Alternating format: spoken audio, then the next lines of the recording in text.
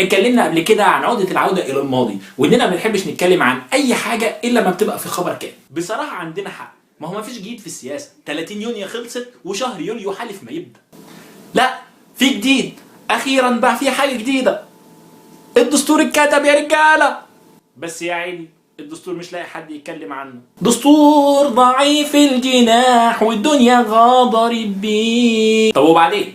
انت قريت الدستور؟ ولا مستني حد تاني يقراه ويجي يقول لك رايه؟ ولا مستني حد يقول لك ده اعظم دستور حصل في التاريخ، البشريه نفسها لم تصل الى الحقوق والحريات التي يكفلها هذا الدستور؟ او واحد تاني يقول لك الدستور ده مخالف لشرع الله والموافقه عليه معصيه لله عز وجل؟ ليه كل مره بنتاخر في اتخاذ القرار ونيجي بعد كده ونقول احنا اخطانا في الاختيار؟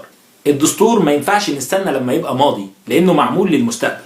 الفرصه لسه قدامك، اقرا دستورك بنفسك وانزل شارك في الاستفتاء وقول رايك، واوعى تسمح لحد انه يؤثر عليك. غير كده يبقى على الدنيا البزراميط.